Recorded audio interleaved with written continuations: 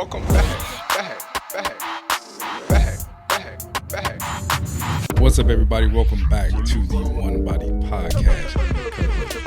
And I'm Toya. Welcome back to another episode. Welcome back. Episode 6 of this season. It's going by fast. It is. We hope you've been enjoying the episode so far. And as always, drop any recommendations that you would like us to talk about, things you want to hear about, things you're curious about. Yeah.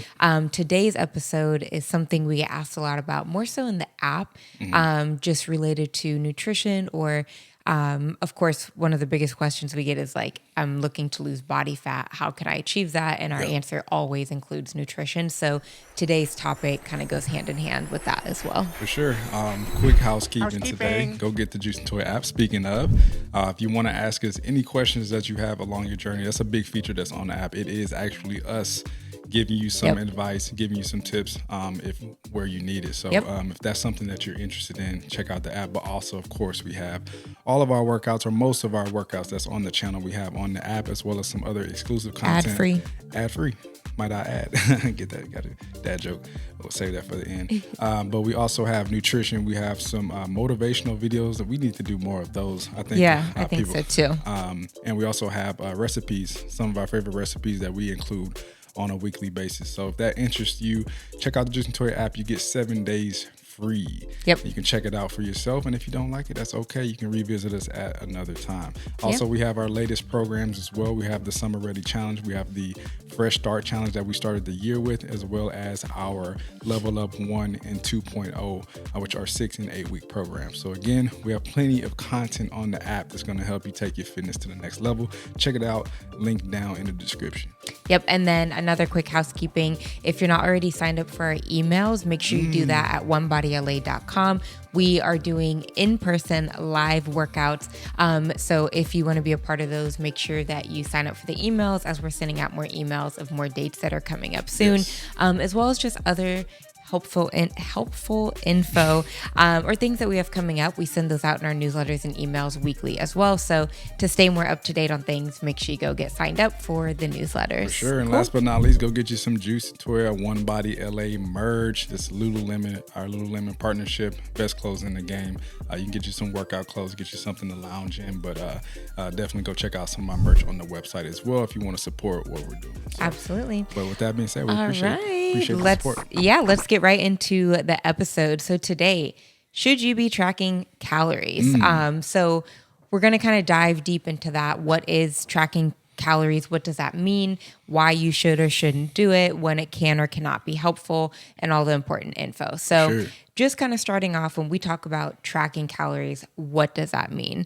And very, very first, the important thing to outline is you're not just tracking calories, but you're tracking your macronutrients. And macronutrients are carbs, fats, and proteins. Those are the 3 macronutrients. So when we talk about tracking calories, that's what we mean. The difference in that is if you were just tracking calories, you wouldn't care about the breakdown of each of those macronutrients, right? So when you're tracking your macronutrients, you're given a specific breakdown, let's say 30% protein, 30% fat, 40% carbs, right? Out of 100% of your daily calories, each macronutrient has their own breakdown that you're aiming for. Yes, and there's no gray area. So all of that adds up to that 100% value. Yep. Exactly. So tracking calories, it's something that I didn't really get into, honestly, until I started training and really understanding my body. Because even in college, when with football, when I was playing football, I had to really understand calories because I wasn't eating enough. And we worked out super hard. We did some heavy strength training, and then we would go out and do some speed drills and agility. And I didn't realize it just as an athlete how much I was burning and how much I thought I was eating. I wasn't eating enough. So when I really understood how important it was for me to eat enough, I know that's not the case for a lot of people. More so it's like eating at a deficit when you're trying to lose body fat. But for me, it was understanding just the value of calories. And I thought, as an athlete, most athletes, they just eat whatever. You think you're just getting enough, but I wasn't eating nearly enough to really sustain the muscle that I had built over the off season. And then I would start the season at 200 pounds and end the season at 185 pounds. And that's natural with athletes. But as I got to understand just tracking and understand what foods were made up of how many calories, and even getting into macronutrients, it became a lot more apparent as far as like how I felt when it came to my workouts, my energy, and overall. So Yeah, so just kind of sticking with like what is the tracking the calories, that's kind of a good point of the reason that you're tracking the macronutrients is because each of those macronutrients plays its own role. So your protein is important for recovery, your carbs are important for the energy systems, your fat is important for satiety and just movement throughout your digestion and your brain health. So each of those macronutrients, all of them have a very important specific role. And if you're only tracking calories, you could eat 100% carbs, right? That if you're just looking at the calories itself, let's say you only ate fruit in a day and you're like, oh, I only want to eat fruit. I got to stay in 1,600 calories. I'm eating 1,600 calories of fruit. Yeah, you stayed within your calories, but you didn't hit those macronutrients that you also need to survive. So when it comes to losing body fat, when it comes to building muscle, any goal that you're reaching, still having those specific macronutrients is very important as well. It's not just the calories. And like he said, you know, you could be eating whatever and be like, okay, yeah, I'm getting in the calories, but I'm still losing weight or I'm still gaining weight and things like that. And that's most likely because the macronutrient breakdown isn't also supporting your goals as well. And that's a good point that you made as far as all of the macronutrients being important. Yeah. Because I think we're in a day and age now where, you know, people, you know, the social media, we always mention this, have made people scared of carbs, scared of fat, you know what I mean? When in reality, your body needs it, right? You need those carbs for energy, right? You need that protein, especially for recovery, and even fat. So today we just want to talk about, you know, tracking, but also why all of these are important. And when you track, you can kind of, again, we always talk about being in tune with your body.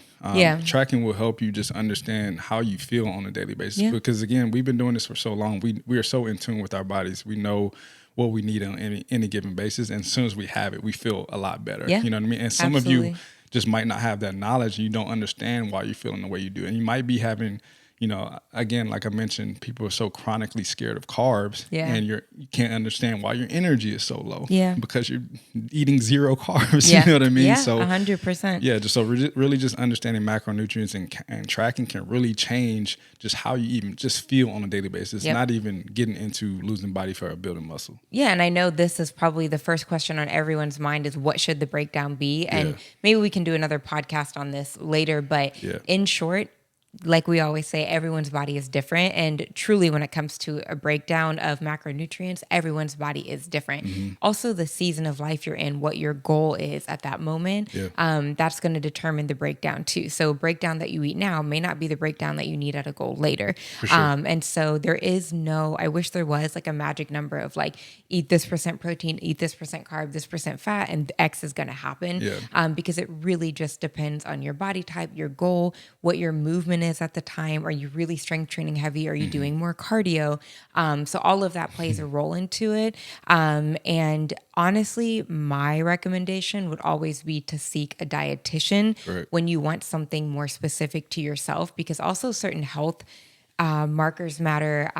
Sometimes people even get into like blood type and things like that, which is a little bit more intensive. But depending on your goal, really reach out to like a professional to help you with that, because it can make a big difference too. We are not the professional to reach out to. I mean, we're knowledgeable about it, but again, like we could give you like a start here and then tailor it based on these things. But sometimes, especially when you get into like diabetes or like, you know, really getting into health markers, a dietitian is going to be probably the best for sure point of contact. Yeah, because people ask us all the time, like, what's a good starting point? Should I do 35, 30? You know what I mean? They ask for a ratio breakdown, and we can't tell you that simply because we don't have all of your information. If you have underlying factors going on and we're giving you a ratio breakdown, that could be detrimental to you, honestly, without just knowing your full background. So that's the point of a dietitian. They can see all of those things. They can take blood work and be able to give you even a great starting point. And then over time, you can kind of make those adjustments with what works for you. So. And I think if you're not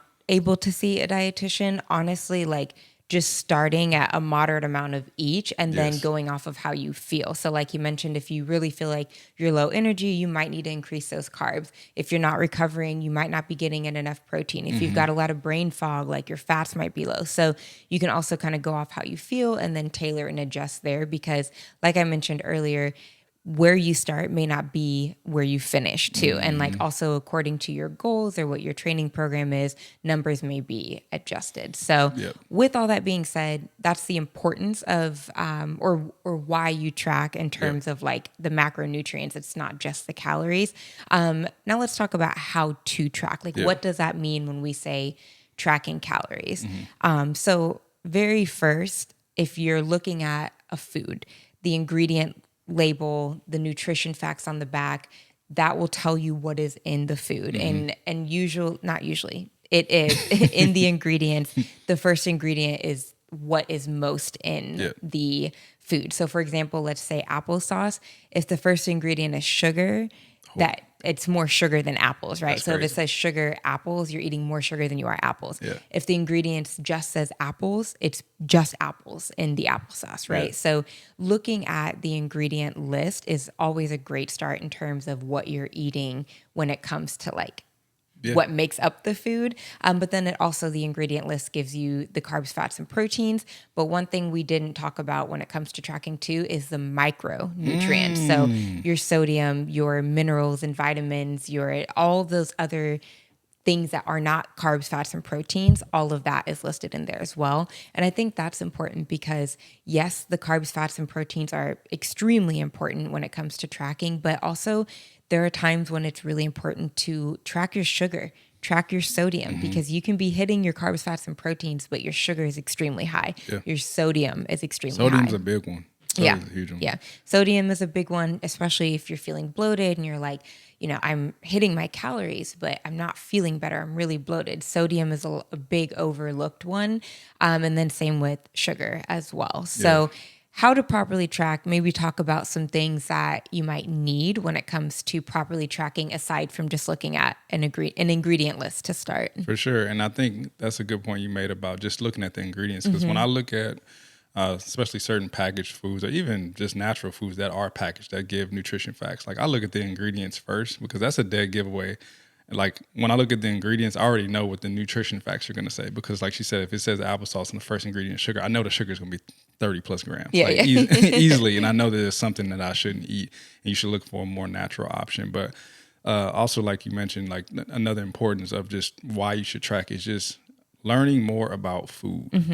As a fitness society, like people need to be more knowledgeable about what foods contain what. Like we have a general sense of like when we put a piece of chicken breast on a cutting board, we can look at it and pretty much say, this is about 30 to 40 grams because we've just been doing it for so long. So that's important, and we can get into it, but that's important for people who don't have the option of cooking their own food. So if you're eating out, right, and you're trying to eat as whole and as clean as possible, you can look at that food and say, okay, I have a sort of a baseline understanding of how many macronutrients this has, like how many calories, how much carbs, protein, and fat I'm eating with every meal, even though I'm not in control of what I'm producing on a daily basis. So that's important. I just wanted to add that in there. Just being more knowledgeable about food, which would totally change your relationship on an understanding of just your nutrition in general. Yeah. So some things that you might need to properly track: a scale to start. Gotta have it. The scale is important because if you're not weighing out these foods, so like he said, we can put a piece of chicken breast down and we can tell you like about how much protein that is, but that's because we've weighed that out so many times that we have an idea of that quantity. So a lot of times we get peanut butter or oils or more liquid type things, less solid. Those are big ones to weigh, because if you're just pulling out a tablespoon of peanut butter and you're like, oh, this is about a tablespoon, you really might have 2 tablespoons, right? Just because of it's not solid. So like it can be like more liquid and take up more space. Or it could be and space on the bottom of it and you don't even see. Exactly. You know what I mean? So weighing is really, really important. And then also measuring if it's not something that you're weighing. But I would say 9 times out of 10, I would weigh anything that that you're doing just to get a better, more liquid things like, let's say like almond milk or something like that. If you put it in a measuring cup, that's what it is. But like you said, like with things like peanut butter and things like that, that could really like take up, or there might be extra space in the bottom, etc. So, weighing your food, so getting a food scale, which are usually extremely affordable. Maybe like, we'll link one down yeah, below. it doesn't need to be super. Yeah, you don't need a super expensive one. Like they have some that are super basic, and then they have some that tell you the amount of calories. Yeah, you can get like a little like few you don't need the ones smart and- scale. Yeah. Like, but I will say yes, you do need a scale. You do need measuring cups, measuring spoons, but also obviously an app to be able to Yep. track these things. So one that's common that you've probably heard of is MyFitnessPal, and that's what we've used for the longest. We've used others, but it's just something about MyFitnessPal that we like, just because it also has verified sources. Yeah, that's actually the only one that I've used. I've Yeah. never, like, people say what's the best one. There might be some that are better yeah, out for there sure. that I wouldn't be able to recommend them because Use I them. genuinely don't know because I've just used the same one for so long. But yeah, so an app to track, to put in the foods that you're eating, and then also a food scale and measuring tools. But now there's even so many things that, like, for example, you could like weigh out the food and then you could ask Google or ChatGPT or whatever, Literally, like, hey, it'll tell you. I'm eating 3 eggs. How much protein is in here? How many carbs? What is the macro breakdown of 3 eggs, right? And But also be very specific too, because all eggs and certain foods aren't built equally as well. So make sure that you're being very specific about what that food or ingredient is, because all peanut butters aren't the same. Yep. Right. You can get a peanut butter that's super natural, and you can get the other ones that have full of sugar. But if you're just saying peanut butter and you have the sugary one, right, that's not then going to be. it's not going to have the be right accurate, sugar. you know what I mean? Exactly. Yeah. So this is where getting an app that has the verified food information Mm-hmm. is important. So that's kind of what you need to track. And now let's kind of get into how to properly track, Here we go. which we kind of touched a little bit in what you need. Yeah. So first things first, make sure you're weighing your foods. Weigh it. Make sure that you're properly weighing them. So make sure the scale is 0 before you put it on, which is a common mistake. Like Yeah. sometimes like you put the bowl on with the food and then you're weighing the bowl. But also a big one that's overlooked when you're tracking it in the app, is it cooked or is it raw? Ooh. That's a really, really big one. So think like steak, for example, if you weigh it before you cook it and then you cook it, it cooks down. So it weighs less when you're having cooked steak versus raw steak. I've made that mistake. Yep. Plenty of And if times. you're tracking raw steak, but you really weighed it when it was cooked, you are missing calories. So it's saying that you are eating 400 when you really could be eating, That was or my you're really problem. only eating 300. So Yeah. you think you're eating more than you actually are. And then same thing goes vice versa, right? If you're weighing it when it's cooked or weighing it when it's raw, but you're eating it cooked, that same thing. So make sure that whatever you're tracking into the app, put raw chicken breast, or most people are weighing it cooked. So then just make sure you put cooked chicken breast because that does make a difference. And then same thing, I just keep bringing peanut butter up a lot, but Because those things like that, peanut butter, Oils. jelly, oils, you can get away with the spoon usually because it covers, but like But I mean, those even things like weighing butter, those things. too. Yep. Yeah. Butter. But make sure that you're tracking everything. Sauces, your Condiments. drinks, condiments. That's the big one. So we a lot of times get in the app like, I've been tracking my food. I've been eating X amount of calories at this breakdown, and I'm not seeing any type of results. And then we say like, are you having cappuccinos? Are you using condiments? And they're like, yeah, like just some barbecue sauce, things like that. 2 tablespoons of barbecue sauce, I think, is like 17 grams of sugar. That's Yeah. almost half the sugar you Depending need on for the the barbecue day. sauce, but the one you like has a lot of sugar. That's the one. And so things like that do add up. They really do. And you don't think like, I mean, look, you're probably using this much barbecue sauce, but like that adds up, especially if you're having condiments with every single meal, creamer in your coffee, like all of those things. And I know it sounds tedious, but when you're trying to be in a calorie deficit, that makes a big deal. Yeah. If you're just living life every day, you're not trying to be in a calorie deficit, please don't track your coffee creamer, right? But like if you're really like trying to focus for whatever reason on your calories, it does make a big difference. For sure. And I bring this up all the time because I just, I love Chick-fil-A. And I don't eat it often because I love the sauces. Yeah. And the sauces are like you're not using one sauce. Let's be real. You're gonna use 2 or 3, and if you like the Chick-fil-A sauce, I believe it's 120. Correct me if I'm wrong, but it's like 120 calories per sauce little packet. per little packet. Yeah. And you're not eating just one. So think about an extra 240 calories that you're eating along with your chicken tenders or whatever you're eating, right? That's a huge difference, and that can make a big difference in just your total if you're trying to be in a deficit.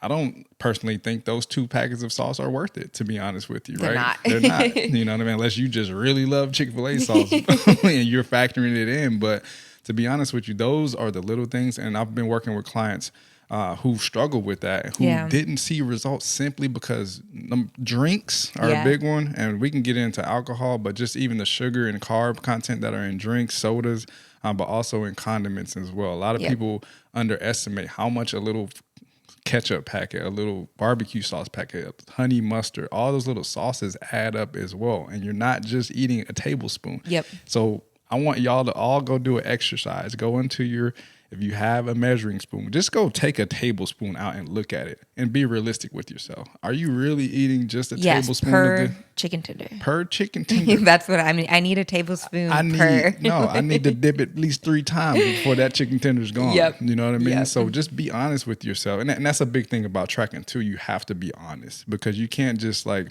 scoop and say, oh, that's good enough, right?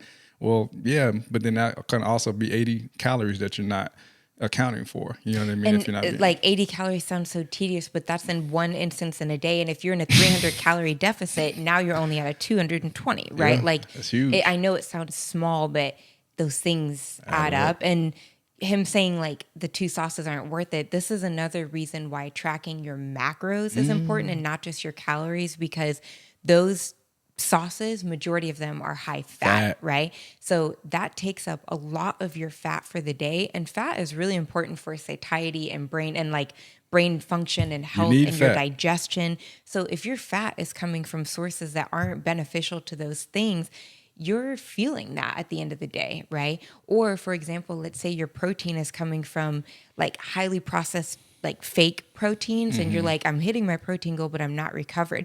That makes a difference. So this is why it's more than just track your calories, or even deeper than just track the macros, because the ingredients, the micronutrients, all of those make a difference too. So it seems like so much information, and it's like, oh, it's so difficult, but it doesn't have to be. Like, the more you do it, the easier it becomes. And this kind of gets us into the next point, and it's, when is it proper to track? Like, when might you track calories? Or you're probably listening to this like, that sounds like a lot of work, I don't want to do that. So when is it important to track calories, and when can you kind of get away with it? For sure. So I would say it's the most important to track your calories if you really have a solid dialed in goal. So let's say, for example, like a specific specific goal. So for example, let's say in 3 months you want to lose 12 pounds of body fat, which is very doable, right?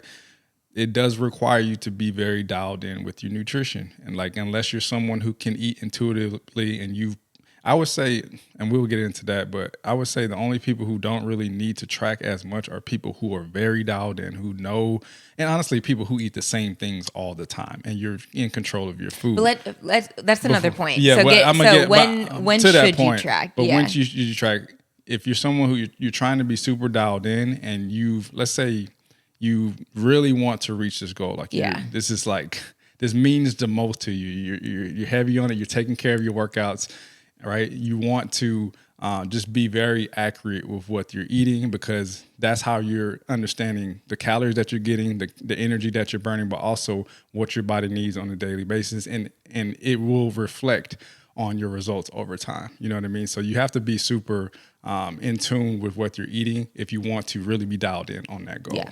Another time I would say is if you're trying to be specific with a macro. So for example, when I started breastfeeding, I was so hungry all the time. And I was like, I don't think I'm getting in enough protein, or as much protein as I think I am. I was also going through postpartum preeclampsia, and we were first-time parents, and so everything was just like a lot. And I was like, I need to track to ensure that I'm getting in X amount of protein every day. I was less concerned about like how many calories am I getting in, or the carbs. I was strictly looking at what is my protein for the day to make sure that I'm sustaining and like also building my milk supply, because when I got sick, it had kind of tanked a little bit when I was in the hospital. So Yep. my goal was like, get my protein up, get that milk supply up, get my hydration in. So I tracked solely to look at how much protein am I getting in. That also helped me to see my calories, but I wasn't focused on like a fat loss or anything like Correct. that at that point. It more so was like, oh, I'm not getting as much as I thought I was in a day. Yeah. So it helped me in a time of like brain fog, or you forget to eat because you're so exhausted and you're like, oh man, like I needed this snack or whatever, like Yeah. you need a little assistance. And that tracking helped me like, LaToya, it's 5 p.m. and you've only had 70 grams of protein. Yeah. Your dinner needs to be very high in protein or whatever. So you might be looking at a specific macronutrient, but also to that point too, sodium content, Micronutrients. your micronutrients. Yep. So that same time, I was trying to keep my sodium very low to help with the postpartum preeclampsia. So everything I ate, I tracked just so that I could show the doctors, like, it's not the sodium. This is what I've been eating, and my sodium's very low. So if I didn't have that knowledge, then the doctors might be like, make sure the sodium's low. But I could go in definitively saying, like, the sodium is low, Yeah. So sometimes it also helps you in health reasons to show, like, I am getting in enough of this vitamin and I'm still deficient. What's going on too? Yeah, and if you have certain conditions, it just helps to know like what you are consuming. But also another important point is maybe you're caring for someone who has a certain condition. That's where tracking can be important for you, because if you're preparing their food, you want to be in tune with what you're giving them. You know what I mean? So in my particular case, when she was dealing with the postpartum preeclampsia, when I was cooking 80% of the time, so I was very in tune with just like, let me make sure this doesn't have a lot of sodium, and even like certain packaged foods. And we weren't adding salt, so We that we weren't could adding really any like salt. track. Yeah, Yeah, and that was a big thing Poor too. juice. That You was a would big- add it on his. literally, but that was a big thing too, because even first, like when I first started, I was also trying to cut my sodium too, or just more of out of an experiment, just to kind of see. And like sodium makes a huge difference in food, and like even if it doesn't. Something can have a lot of sodium, but it doesn't taste like it has a lot of sodium, to be honest with you. And that was the biggest learning curve for me, is like, just because it has like, sometimes it would have 700 milligrams of sodium, but it doesn't even taste salty. Right. So really just paying attention to that and understanding that can really help you just be in tune with what certain things contain. So if you're caring for someone, or let's even say like your kids, and you want them to be, just try to make them as healthy as possible. Understanding tracking just can really help your family in general if you're preparing their food. Let's say you're trying to give them a balanced lunch. You're sending them off to school with a lunch box, and you're trying to give them a balanced lunch, right? You can just understand just what they're getting on a daily basis as you're preparing that food. Yeah, and I would say, like, this kind of brings us into our last point, like, do I have to track forever? And that answer is no, because it's, like we were saying, like, there might be a specific season of life. There might be a specific time that, once I got over the hump of the postpartum preeclampsia, I'd been eating so low sodium for so long that if something had high sodium, I was like, nah, like you feel it and you taste it right away. But also because we were tracking that for so long, it helped us to be aware of what does and does not have sodium. It helped us to be aware of like how much salt we're adding to foods, seasonings that include high salt or sodium content. And so there are seasons of life where you need to track, or like when I was competing, bikini bodybuilding, like, I mean, you are tracking every single thing to the T because you're trying to get a very specific body composition. So there are seasons of life where it is important for you to track. It would be very beneficial. But then he kind of touched on this point earlier. Once you've been tracking for so long, when you're not trying to be that specific, you can reach a specific goal by eating more intuitively because you are aware of what you're eating. You're more like, for example, the chicken breast is a big one. I could eat chicken for breakfast, lunch, and dinner. I love chicken breast. So I've tracked it so much that I can look at a few ounces of chicken and know that that's how much protein that is. And I'm also someone who can eat the same thing every single day, right? So let's say I tracked my meals for a week. And then that next week, I ate that same thing every single day. I might be off by a few calories here and there because I didn't exactly proportion or weigh it out, but I'm in the ballpark, right? And so I know if I eat like this every day for the next week or 2 weeks, this is where I'll be hitting on my macronutrients and I will probably lose a little bit of weight. Yeah. Or if I want to maintain, I know about how much I need to eat because I'm going off my body cues. I know what it's felt like to maintain. I know what it feels like to be at a little bit of a deficit. And I know what it feels like to be in a caloric surplus, right? But that changes as you're going through different seasons. I'm still breastfeeding. My caloric deficit is higher now than it was when I wasn't breastfeeding because I'm burning more calories breastfeeding than I was not breastfeeding. For sure. Right? And I think it's also about understanding what type of person you are. I just kind of Yeah. mentioned this earlier too. Like, are you someone who can eat the same things all the time? Yeah. If so, you probably will be, you can track at first and you'll probably be successful eating more intuitively just because you don't get tired of eating the same Yeah. things and you're in the ballpark. But if you're someone like me who has to switch it up every once in a while, Yeah. it would be beneficial for you to track just because you're switching up your meals. And if you're just switching up your meals blindly, you can be eating more or less than what you Yep. think you're eating. So for example, like we can get into a certain mode where we're super dialed in and we're both tracking and we know what we're eating, but then we get intuitive to where like I want to switch it up. I don't want to Yeah. eat chicken for this meal. I want to Yeah. eat shrimp. And yes, they can have like similar protein contents, but shrimp has a lot more sodium Yeah. that I'm not accounting for, right? So that's just a simple example of, yes, you can be in the ballpark, but also certain things can kind of just make a big difference on even how you feel on a daily basis or weekly basis if Yeah. it's just a little bit different. So if you're switching up the proteins, like all proteins aren't built equal. Yep. Chicken's going to be different than shrimp. Shrimp is going to be different than steak, right? And I want you all to do your research on the bioavailability and protein and That- like fake meats too, because just because it says it Define has 20 fake grams, meats. like fake meats, like soy the ones based. that, yeah, like the chicken nuggets that are plant-based, right? It might say like 20 grams of protein, but that protein is not the same in your body as eating 20 grams of protein from chicken breast, right?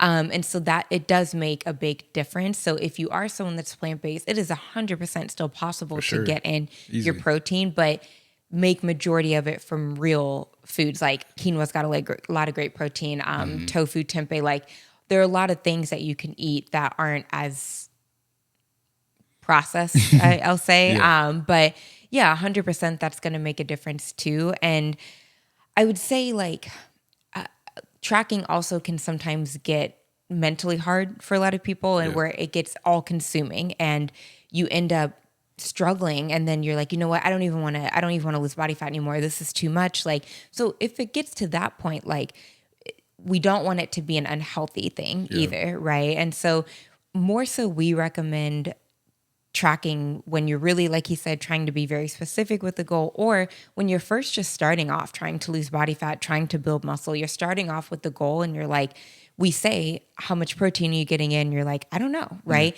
It might be good to just track for a couple weeks just to see, like, am I getting in enough protein? And just to see what that is. And it just makes you a little bit more aware of everything you're eating too. And one tip I'll give is tracking people get burnt out from tracking a lot just because they're doing everything in the moment. I would also say try to pre-track. Yeah. Right. Yeah. So try to like have your meals dialed in for the day. So let's say tomorrow, just write out all the things that you want to eat and try to pre-track it. So let's just say I want, and this is how we understand like how many calories you need. So if I need 3,000 calories, I try to pre-track it and create those 3,000 And calories. explain what you mean by pre-track. So pre-track means basically, so like I said, tomorrow I want to eat chicken breast, like just create meals for yourself, right? And then go into, let's say, MyFitnessPal and then try to replicate those meals of what you want to eat. And then now you have everything laid out. You can kind of add everything up to where your macronutrients are dialed in. They're all hitting those numbers. You're hitting your calories. And then all you have to do is just eat that. Make it and eat it. Yep. Make it and eat it. Yep. And then you don't have to track it. I mean, you're tracking that, but you don't have to like do everything in the moment to where you're trying like, is this enough? And then you're trying to like add up take everything. away food and then because now it's it's more. 7 p.m. and you're short 200 calories. You only have 20 carbs left, but you need 60 grams, right? Now it becomes this game, right? And it's stressful. And it's Yeah. stressful, right? But if you pre-track and kind of have everything almost essentially written out, Yeah.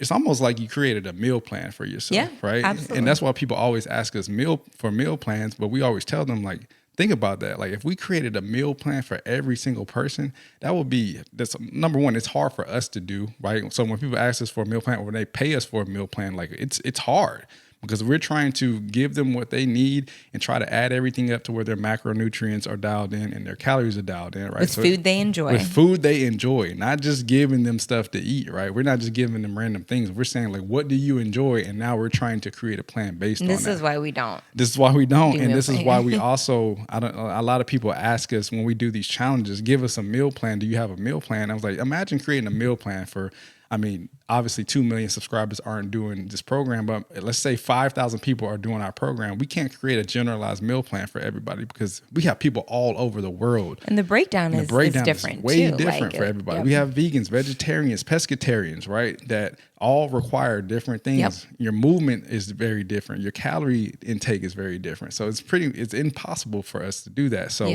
again, I think pre-tracking is the best thing that you can do if you're planning on doing it for an extended period of time. If you know, like, look, over the next 8 weeks, I want to track. Pre-tracking would just allow you to just do it to where you don't get burnt out and you're not playing this game at the end of the day trying to play catch up, because then people get burnt out that way. Yep. And that's also a good tip if you are someone who is very social or you have social things like your job has a lot of like dinner meetings or lunch meetings and things like that. If you know where you're going, most like restaurants or facilities will have are in MyFitnessPal or other tracking apps now too. So you can pre-track what you're going to get at the restaurant and stay on track that way, because let's say you're going out for dinner, put that dinner in, whatever that is, it's spitting out whatever is left for the day and you can eat around that, right? Good. It also might make you change what you're going to get. If your dinner is taking up 1,200 of your 1,700 calories, you might be like, whoa, I only got 500 calories for breakfast and lunch. Let me change what I'm getting for dinner tonight, right? So it also like kind of helps you stay on track that way too. But keep in mind too, restaurant foods, there's more oil, more butter, things that you don't see. So majority of the time eating out is probably not best when you're trying to track, because a lot of times there are things that are not included, but you know that. Yeah. And so one other tip I'll give too is you see a lot of people that will do meal prepping. I've never been someone who liked putting my meals in a container, stacking it in the fridge, taking it out and eating it. Some people like that. Some people love it, and it also works for them. For example, if you have to leave for work every day, I work from home, and so it's easier for me to prep my meals like on demand, essentially. But if you're someone who leaves, that might work for you to put meals in a container, have them stacked up, and Monday through Wednesday, your meals for breakfast, lunch, and dinner are already done. Yeah. So that's a tip that a lot of people do is meal prepping. But one thing I do like to do is cook my protein in bulk, because that is usually the most out of my meals, like the biggest portion aside from like veggies. And so if you've got the protein already prepped, that's also, to me, the most important macronutrient. So as long as that's taken care of, the rest for me is easy. Making a side of rice, making a side of potatoes, making veggies, having fruits, throwing a tortilla in there. Like if the protein is done, there's so many meals that you can make out of it. So for example, if you've got a container of ground beef cooked, if you have tortillas, you can make a quesadilla with it. If you've got rice, you can make a rice bowl with some veggies on top, right? So a lot of times if your protein is already cooked, that makes everything else so much easier too. You just measure it and go. Yep. That's easy.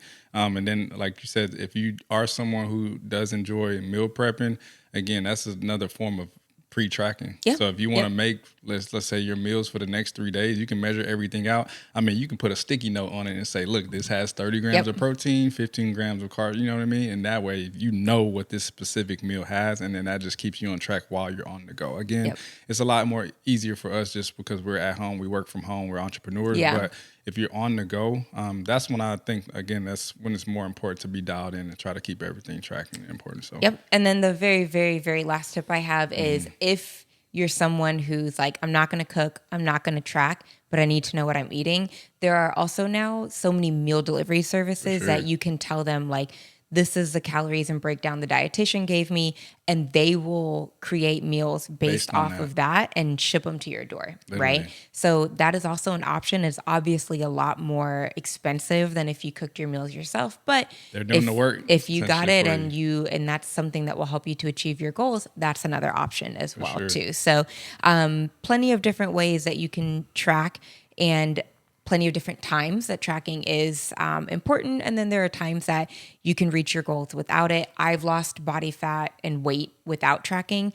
It took me a little bit longer, but I was, I knew the ballpark that I was eating. But on times where I'm very specific with the goal, I want to lose X amount of body fat by this time, I'll track just to be more specific and dialed in. So at the end of the day, we've laid out some tips, some reasonings, and we always say do what's best for you, right? At the end of the day, if it's stressing you out and it's so unhealthy mentally for you, then that's not the best option for you, right? And I will never push anything on you that's going to stress you out, because stress is also not good for your body. So not at all, not at all. But again, if you're someone who's trying to stay at a caloric deficit, I mean, and this goes for people who, because we see a lot too, people are pretty good at staying at a deficit, but we also see a lot where people are too low at a deficit. They're trying to, you know what I mean? They're trying to eat too low of calories, and then that's where you can kind of make those adjustments. So if you're realizing you're at a 500 caloric deficit and you're hungry or you don't have the energy, you can go to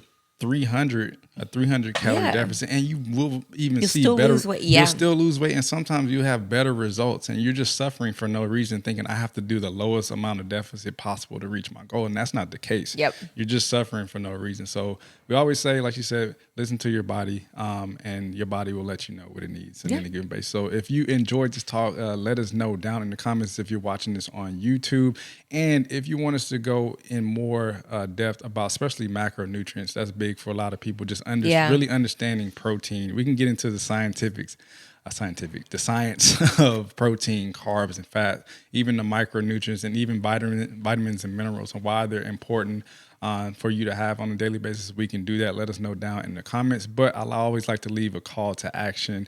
If you're someone that's new to tracking, let us know down in the comments if you're going to start tracking, going to start that journey. Let us know if you're going to start. But also, if you're someone who has tracked before, let us know how that's been beneficial for you, or how it's gone, and how it's gone, like your experience with it. Exactly. We're just interested to know, and also leave your other podcast suggestions down. Amazing. All right, I have a dad joke today. You got one? I got one.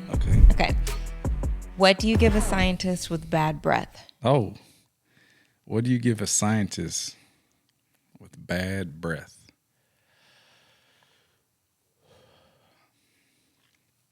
Man, I'm trying. Hold on now. 2. Hold on now. Hold on. We gotta wrap this up. I know. Scientist bad breath. All right, I don't know. Experiments. I knew it. I literally was saying mint. It's like experiment, but it's experiment. I got it. Cool. We all got it. You got a joke today? Yeah, I do. All right, let me know. Why don't skeletons fight each other? This is my easy one. Break their bones. No. Oh. Why? They don't have the guts. I have a guts one. Okay. What did one bug say to the other bug on the windshield? After flying on the windshield, sorry. What? But you don't have the guts to do that again. Okay, go ahead. One more. She already gave it away. Tell me one more. I said I have a guts one. Why did the guy who got hit in the head with a can of soda not be hurt? Why did the guy who got hit in the head with a can of soda not get hurt too bad? Because it popped off. That's a good one, but no. Because it was a soft drink. All right, 2 dad jokes each today. I think that's good because those were awful. Okay, last one because it's food related, and then we'll get out of here. Okay. Why did the... Never mind. I'm not going to say this. It's bad. All right. So thank you all for joining us today. Sorry about the awful dad jokes today. We appreciate you for joining us. I don't even want to embarrass myself by saying that. Like you said, let us know in the comments other episodes that you would like to see. We'll come with some better dad jokes next time. But if you want to know the bad joke I was about to say, drop a comment. I'll send it to you personally. Okay. All right, everyone. Thank you for joining. We will see you all at the next one.